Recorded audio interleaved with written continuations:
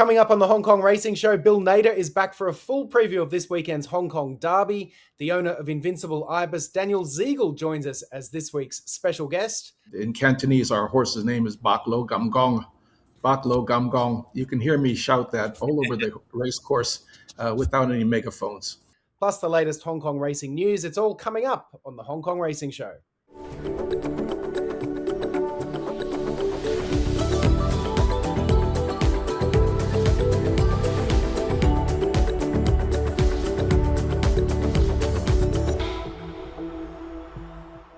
Hi there and welcome to a special episode of the Hong Kong Racing Show as we preview the 149th Hong Kong Derby. I'm Andrew Brown, joined by Alex Evers, who has just been trackside at Sha Tin, and Bill Nader, who probably wishes he was trackside at Sha Tin this week. Is that right, Bill?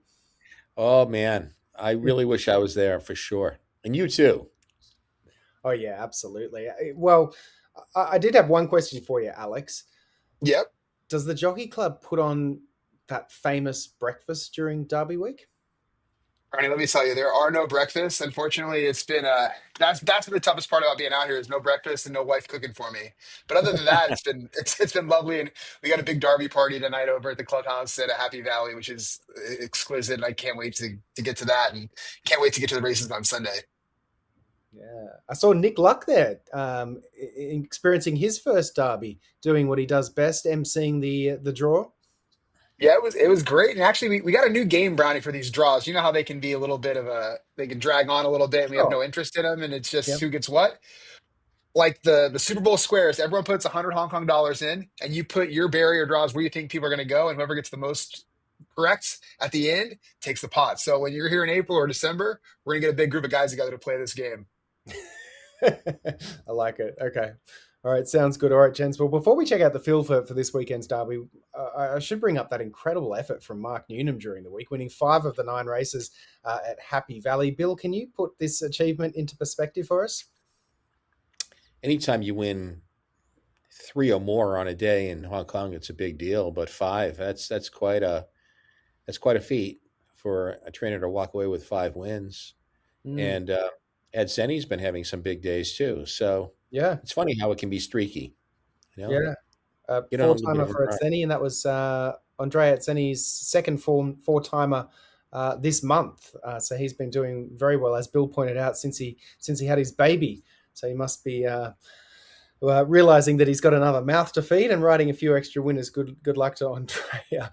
And of course, Mark Newnham will be looking to carry his momentum into Sunday at Sha Tin with Invincible Ibis in the Hong Kong Derby. And let's take a look at the field for the Hong Kong Derby. It's race 7 on a 10-race card, 4:10 a.m. Eastern, 1:10 a.m. Pacific on Sunday morning, North American time. Number 1, Little Paradise, the Classic Mile winner, draws 10. With Vincent Ho up. Number 2, Numbers. The likely speed of the race will start from post 13. 3, Stormy Grove. Impressive last out winner of the Classic Cup with Harry Bentley aboard. Draws well in 7. Sagacious Life. Zach Purton off. Karis Teeton goes on. Invincible Ibis draws well in 3. Huey for Mark Newnham. Runner up behind Little Paradise. Sorry, not Little Paradise. Runner up behind Grove last out, I should say. Beauty Bolt has been performing consistently, as has In Blazon, who is looking for 5 straight wins. Towards the bottom, Seraph Gabriel. Zach Purton picks up a late Derby ride after James McDonald ran into some travel issues getting from Sydney after Golden Slipper Day. There's a few people running into some travel issues at the moment, so Purton gets his mount. The speed map, the all-important speed map, as suggested, Numbers goes forward from the wide post. Invincible Ibis finds himself in a nice 1-out position. According to this, Little Paradise may be wide, 3 wide here on this speed map, and Stormy Grove right out the back, as is custom for him. Bill, let me start with you. Who are the winners and the losers from the barrier draw, in your opinion? Well, I think Invincible Ibis was a winner. He gets gate 3, and he should get every chance from there. Patch of Cosmo, I thought, is well drawn in gate 6. So I do think actually Patch of Cosmo on my speed map will be in company with Invincible Ibis. I think they'll be right together throughout the race from their good draws. I think the ones that maybe were the losers in the draw, Numbers, I think, although we know what Numbers is going to do, and he's going to be the controlling speed, he'll have to work a bit from gate 13 because of that run to the first turn. It's much different than the Classic Cup, which is run at 1,800 meters, and there's a nice long run to the turn.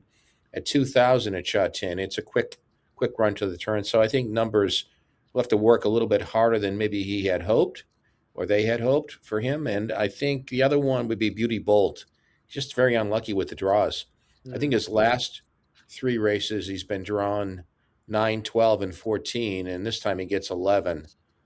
So I think he's unlucky. The one who I would say I don't know would be Top Dragon. He drew the rail, which you would think is great. And I think he's a horse with, a bit of a chance. I think his last race had merit, but he doesn't jump well from the gate. So he's drawn 1. He's going to have to really try to remedy that issue and get out of there in good order. And if he can, I think he's in with a little bit of a hope for, maybe top 3. Yeah, could get a piece of it. Has been racing consistently, brings in a sort of a different form line as well. Alex, you've been at Morning Works all week photographing up a storm, as you always do. You've had a front row seat to a lot of these Derby contenders. Has anyone sort of stood out to you as you've been photographing them this week? Yeah, actually, I thought Little Paradise's coat looked much better this time than it did last time. And it'll be interesting. I was looking at the weights from his previous starts, and he lost some weight going into the Classic Cup. Not an excuse really for the bad draw and how he was kind of uncomfortable when he got crowded to the fence. But I do think he looks physically better here. And to me, the draw is perfect for him because he kind of been held up. He doesn't seem to be one that wants to be crowded and bumped around. So to have barrier 10, a lot of the winners in the past have come from those kind of outside barriers. Golden 60 was in 9, Romantic Warrior was out that way, Massive Sovereign, and Voyage Bubbles out in 14. So I don't think that the barriers are going to be as big of an issue for him. Whereas I've watched 20 of the replays from the last 20 years, and they tend to be bunched to turn in for home, and it's very competitive. Not a lot of room down there. So I actually like that for him, but I thought he's looked pretty well. And Numbers, his coat, he looked a little bit dull, but I do think with that controlling speed and his ability to stay longer routes of ground is going to benefit him here. The one I didn't get a chance to get eyes on was Invincible Ibis and Patrick Cosmos, which are 2 that I kind of do like. So I'm kind of be interested in that. But yeah, I'm going to take a look at the weight on Little Paradise when the weights come out for the declarations. All right. Well, the Jockey Club's Jack Rawling has also been out trackside with you in the mornings, busy interviewing connections. Here's what a few of those connections had to say. Derek Leung, it's the BMW Hong Kong Derby on Sunday. You find yourself on Numbers. He's drawn barrier 13. How do you assess his chances going into the race? Yes, well, the draw wasn't helping him. And well, I did try to go forward and see what happened. He's so far been racing really consistently, and from his debut run, I always thought he'd be a horse that'd measure up in the 4-year-old series. So it's nice to get on him for the Derby, and we'll see what we can do.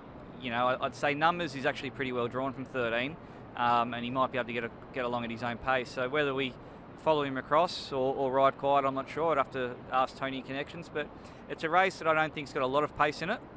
Probably a lot of horses that want to be probably just behind the pace. So we have to see. But my horse, the main thing with him is to relax and help him run the trip, and I think if he does that, he can run really well. Draw's going to help him enormously. Just means that Hugh's got options to put him where he wants to be, not where he's dictated to by the barrier. So gate 3, he can determine that on the pace of the race. We'll start with Stormy Grove. He comes here on a hat-trick, and not just hunting for a hat-trick, but he was very impressive in the Classic Cup last time out.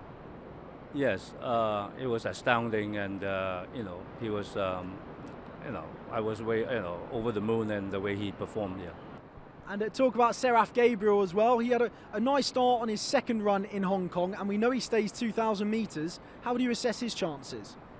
I think every horse has an equal chance in this race. If he stepped up to his form, the way he has performed in England, he has an equal chance. Yeah. And he was second in the Golden Gates at Royal Ascot. But of course, 2 runners here. You have had winners all over the world. What would it mean to get your hands on that Hong Kong Derby trophy? Oh, I mean, be able to win in Hong Kong any race is ecstatic and very special to me. So, and Hong Kong is my home base, hometown, and to be able to excel in the Derby will be spectacular. Yeah, will be fabulous. Yeah. All right, Bill, let's get your ice cold trifecta for the 149th Hong Kong Derby. Very competitive race, but I'll put Invincible Ibis on top. Stormy Grove coming from the back to be second, and a bit of a sleeper, Top Dragon. If he can jump from the barrier, he's going to get a nice, comfy run into the race. And I thought, again, his last race was better than maybe most people think, and if he can improve on that, he'll be right there. And why did you end up on Invincible Ibis? I just think that he's a good horse. He's been a good horse, from the very beginning. And I thought his run in the Classic Cup, where he was, I thought, a good second, and I didn't think he really wanted to be down on the inside. Now I think in the Derby, he'll get his chance. And again, he's going to need to be at his best. But you've got to pick somebody, and I'm going to go with him just on the way he's come into the race, off the good second in the Cup and his good form prior to that. I think he just gets the nod. Okay, so Invincible Ibis, Stormy Grove, Top Dragon, Bill's top three. What about you, Alex? Looking forward to hearing where you're going. So studying the races for the camera placement and everything, I've done a little bit of Derby history, and front runners have not done really well in this race. It's generally been horses that have made a move coming at the 400 and ripping down the straight. Also, in the history of this race, it's a lot of horses that run second at big numbers, second and third at like prices over 20-1. So I'm kind of going to look for something like that. I would pair a shorter price horse that I really like, try to find something in the middle there or third place that can grab some price points, and then maybe another shorter price horse in there for third. It's kind of been the run of the history of the last 20 years of the race. That being said, I'm not getting off Little Paradise. I thought his closing kick was impressive in the Classic Mile. The way this race is going to sit, to me, it looks like it's going to be kind of a dawdling race. I think numbers with a little bit of extra work he's going to have to do is going to get him late. So I'm looking for Little Paradise to get over the top. In second, I do like Patrick Cosmos. He's kind of got some pedigree to stay the distance. He's run two really nice races, kind of didn't really get an opportunity in the Classic Cup where he had a really tough trip. Showed what he could do in the Classic Mile. He had a little tough trip. Better in the Classic Cup. I do think he's going to have a good trip sitting there with Invincible Ibis. And then in third, I'm going to have numbers. But there's another horse that I'm kind of looking at, and I don't know if he's going to be able to stay the distance out there, but Emblazoned at a price. Him and Jerry have got a good connection. Yeah. Jerry's been riding really well. And if it does turn into one of those sit and sprint type of races, he's shown a good turn of foot. I just don't know about the distance. But same thing for Invincible Ibis at the pedigree. I just don't know if he's going to love the 2,000 meters. Although granted, with the barrier, having three, he's going to have to do little work early. So if it does turn into one of those sit and sprints and he's got a good trip and a clear run, he's going to be right there and be tough too. But it's anybody's race, and I could see it. I could see an upset, I could see long shots, or I could see one of the formidable horses kind of doing it. But those are my three. I'm going to go with Little Paradise, Patrick Cosmos, and numbers in third. Well, that would be a nice trifecta if you can get that one up. I'd say that would pay quite handsomely. Unlike mine, which I think will pay not handsomely at all, but I'm going to go with Invincible Ibis. I think just like my wish last year from the same stable, he's probably been the most consistent 4-year-old this season, and perhaps his run two back was a little disappointing, but I thought that he really relished the trip last out, despite the breeding, as you mentioned there, Alex. I think that the 2000 kind of looks ideal for him based on how he ran last over the 1800 meters. Draws well. Huey's had 3 spins on him now, knows the horse, has options from that post as well. And as we mentioned earlier, Mark Newnham is coming in hot into this race as well. 5 winners at Happy Valley during the week. I think Little Paradise can make amends. I'm with you there, Alex. Terrible trip last out, as we all know. Was doing his best work late. 2,000 meters looks right up his alley. And just to show how boring my trifecta is, Stormy Grove. He's going to be rattling home late for my trifecta. I've really taken the Classic Cup and Classic Mile form heading into this race. But I just think they're the 3 horses. And it is a wide open derby, but just they're the 3 horses that I think are most likely to finish at the top of the field. So we'll see how it all goes. But that's my trifecta. Before we share our final thoughts on this race and perhaps a best bet or even a strong opinion or two, if you're Bill Nader. While Alex has been photographing up a storm at Morning Works, Bill and I were lucky enough to catch up with one of the owners of Invincible Ibis, Daniel Zigal, a man who has been involved with the Hong Kong Jockey Club in a number of different roles for more than 40 years. He's a gentleman and a scholar. Here's that interview now. Well, it's an absolute pleasure to be joined by Daniel Zigal, one of the owners of this year's Hong Kong Derby contender Invincible Ibis. Daniel, firstly, would it be fair to say that between you and Bill Nader, we have more than 50 years of combined Hong Kong racing knowledge on this video link at the moment? Yeah, that means 50 years on Bill's side and 0 on my side. So you're absolutely correct. Bill, how long have you known Daniel for? Well, I think from when I first arrived in Hong Kong in 2007. And, as soon as you get on the scene there in Hong Kong, of course, you're going to know about Daniel because he's such a big part of the Hong Kong Jockey Club and such a big presence within the racing division and ever present on race days. And, he can talk about it, but, it's to be in the Hong Kong Jockey Club and be a horse owner, you have to be a member of the club, but he also served the club with such distinction for such a long time. And that's why I think this is so special, because his road to get to where he's about to get to this week is quite extraordinary. And I'm sure it means a lot to him and his partners. He's a great ownership group with the Ibis Syndicate. So I get goosebumps thinking about it, and I'm not even part of the syndicate, so I can imagine how they feel. It's true. We have 26 members of the Ibis Syndicate. In Cantonese, Ibis is translated as Bak Lo, and all our horses in Chinese have the Bak Lo and then something. And also Invincible Ibis, Sacred Ibis. There's something with the Ibis word in the name, and that's our tradition. And in Cantonese, our horse's name is Bak Lo Gam Gong. Bak Lo Gam Gong. You can hear me shout that all over the race course without any megaphones. Well, you mentioned that. Well, we've actually got some footage of you doing this. I think it was Invincible Ibis's 4th straight win with Huey Bowman up for the first time. And we've got a little bit of footage that someone has shared with us. Let's take a look at that now. Yes!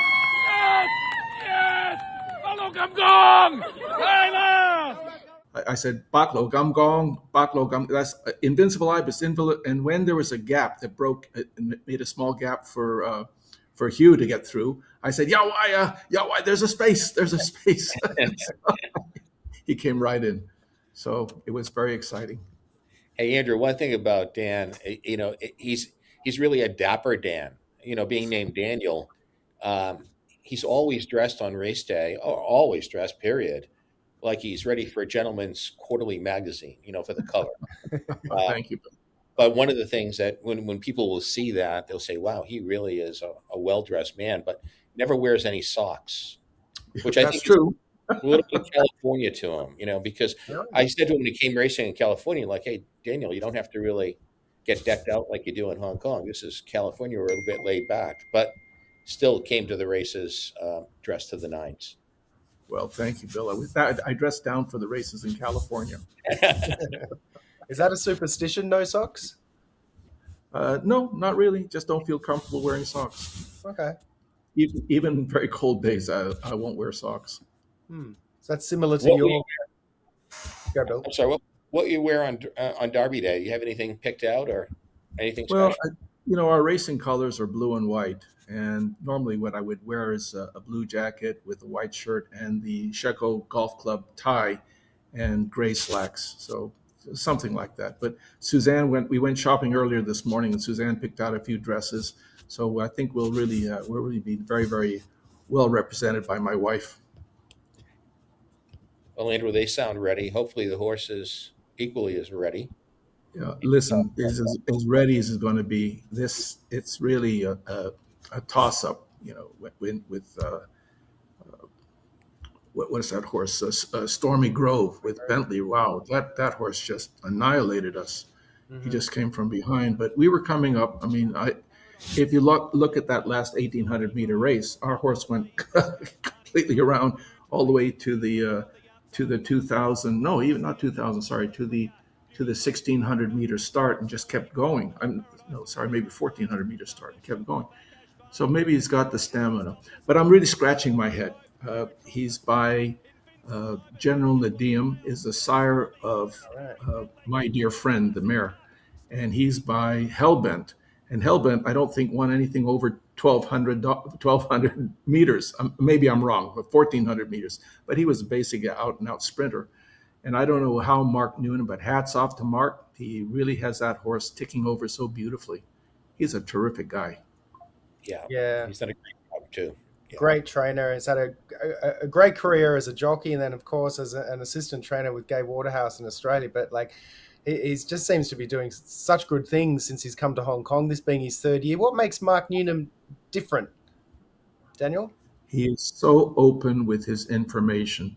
I remember once when Ivan Allen first came to Hong Kong, just randomly we sat at a table at a certain function, maybe it was a Piaget race, and he just was not even, he was just appointed a trainer from Singapore. And he asked me, are you a horse owner? And I said, yes, I have actually 3 horses. At that time, I had Prince Baikal, Prince Igor, and I had Bolshoi Prince. And he says, oh, who's your trainer? And I said, Wong Tang Ping, terrific man, love that man. He says, why? Why do you like him? I said, he keeps me informed. Sometimes he'll ring me up and said the horse didn't eat up so well. I'm a little bit worried. Or he'd ring me up and says the horse has a slightly elevated temperature. I haven't looked it right in my eyes and said, you're the worst kind of owner a trainer can have. You want too much information. But I think in this day and age, especially with syndicates and partnerships and everything like that, communication is key, isn't it, to keep everybody informed and engaged with their racehorses?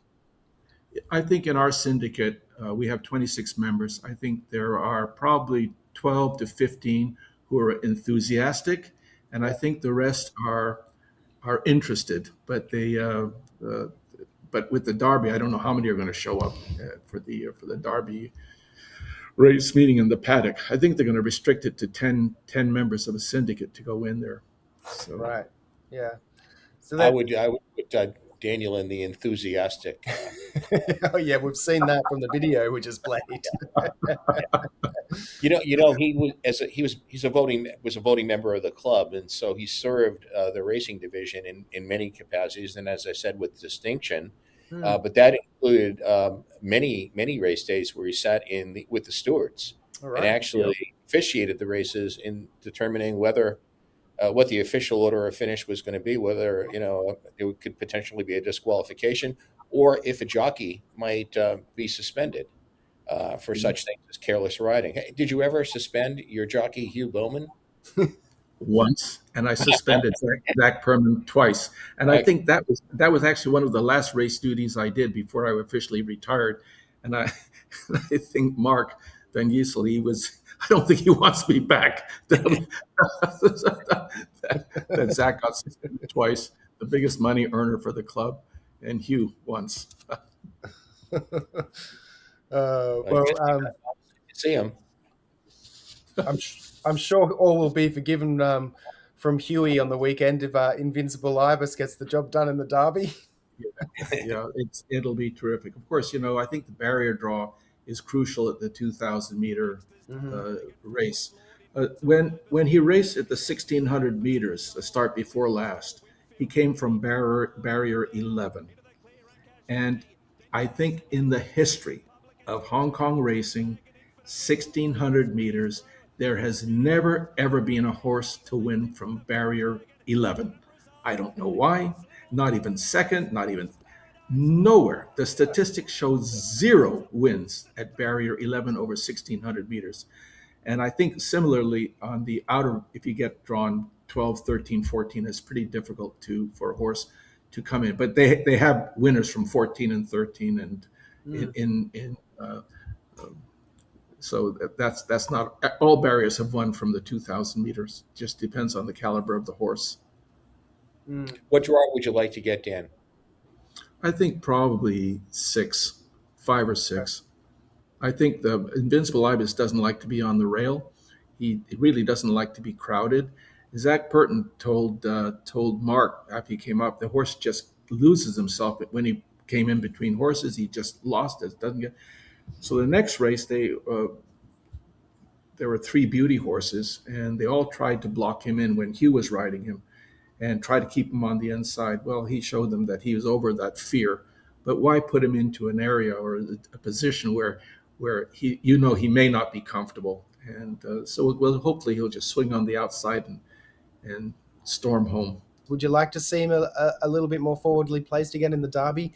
I would think so. I think Mark will give Huey some instructions to probably keep him in 7th or 8th position and keep him a little bit further. But it really depends on how the track is running that day, and let's see what there's so many factors that can. If it's raining, it may be a different thing. So I leave it up to the trainer. But I think if he stays a little bit handy at the tail end of the first section of horses, I think that'll be his best.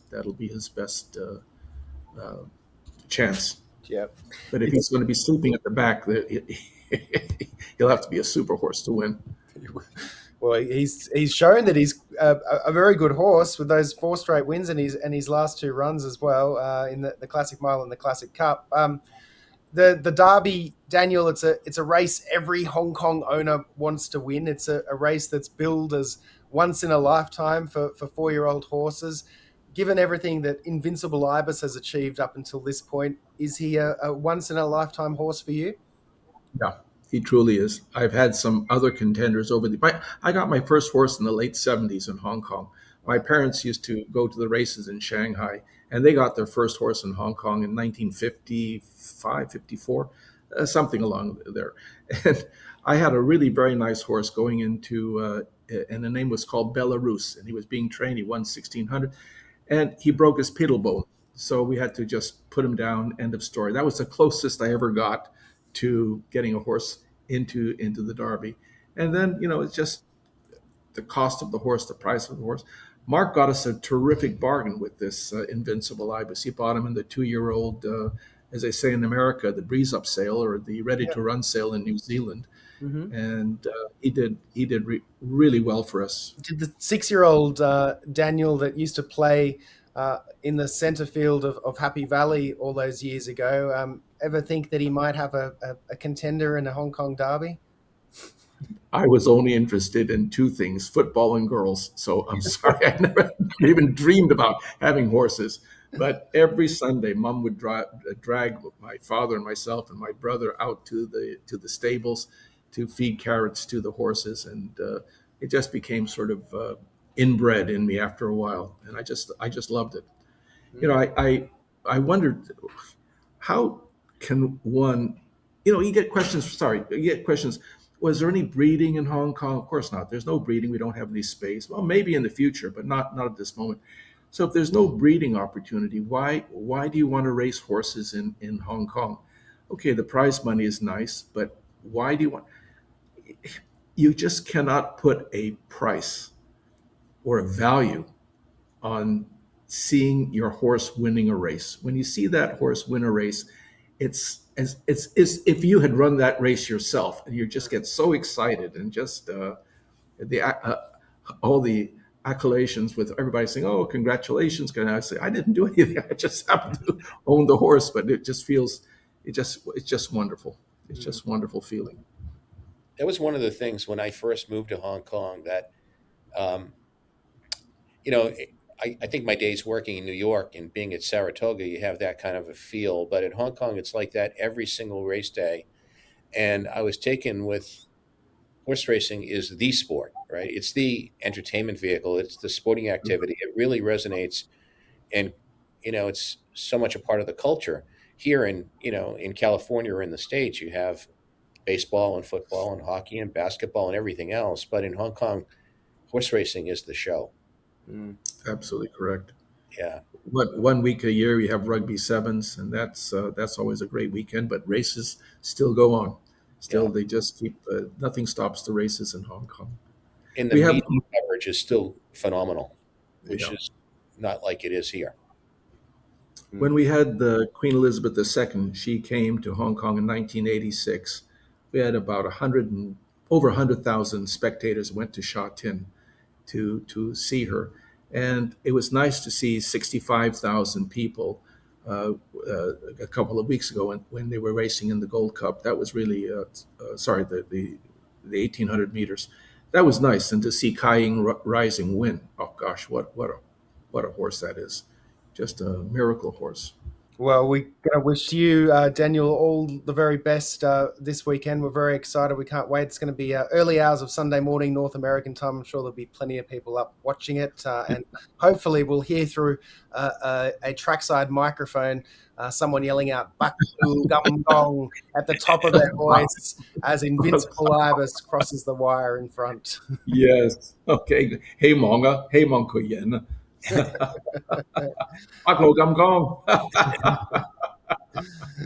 Bill, anything else you'd like to say to Daniel? No, I'll be one of the ones up watching, though. I don't care what time it is in California. I'll be there. And we wish you well.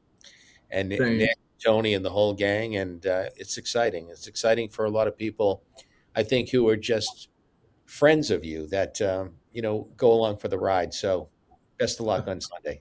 Thank you. Thank you. I'm very, very excited just to be in the race. Yeah, thanks, Daniel. That's what the Derby's all about. I mean, it's so aspirational. And you're right, just to be in it, that's really saying something. And when you talked about, Nick back in Happy Valley, man, that was a long time ago. So I'm sure he's ready to get back into that.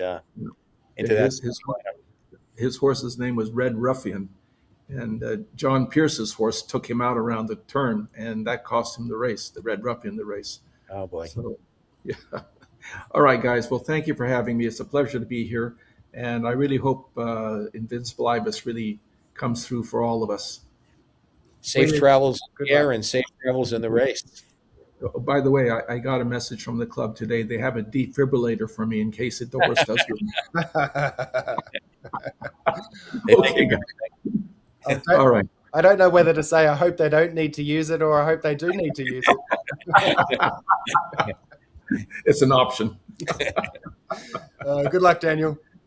Thank you. Thank you very much. Well, Alex, I think if Invincible Ibis wins on Sunday, Daniel and his crew are going to give you plenty of good photo opportunities. Would you agree, Bill? Oh, most certainly. It's a great group and it's a big group. And it'd be fun to see. And it'd be great for you, Alex, because they're quite a crew. Probably the emotion that the Derby brings out here is always incredible. I can't wait. You get the BMWs on the track and everyone waving to the fans. It's truly an experience like no other Derby that I've been a part of, and it's always one of the most special days of the year for me. Yeah, it's going to be awesome. All right, best bet, boys. Who wants to go first? Well, I haven't really done the other races, so I'm going with Invincible Ibis in the Derby. Okay, no strong opinions from Bill this week. How about you, Alex? Have you had a look around at the other races yet? Yeah, I have. There's two races. I don't know about a best bet, but I'm really looking forward to seeing Hot Delight in the sixth race take on Cool Boy, they're both 3-year-olds that have done really well so far earlier in their career. Both look like up and coming types. I don't know about the bet, but I think that's a race to keep an eye on, and you might get a price on Hot Delight with Purton being on Cool Boy. And then going into race 10, the last race of the card, Infinite Resolve cuts back to the 1400, gets in at lightweight with Bedell. And I think he might be tough there. It'll be interesting to see what Winning Ovation does as well. Coming off that injury, had a huge run last time, but he gets in at 113 with Angus aboard.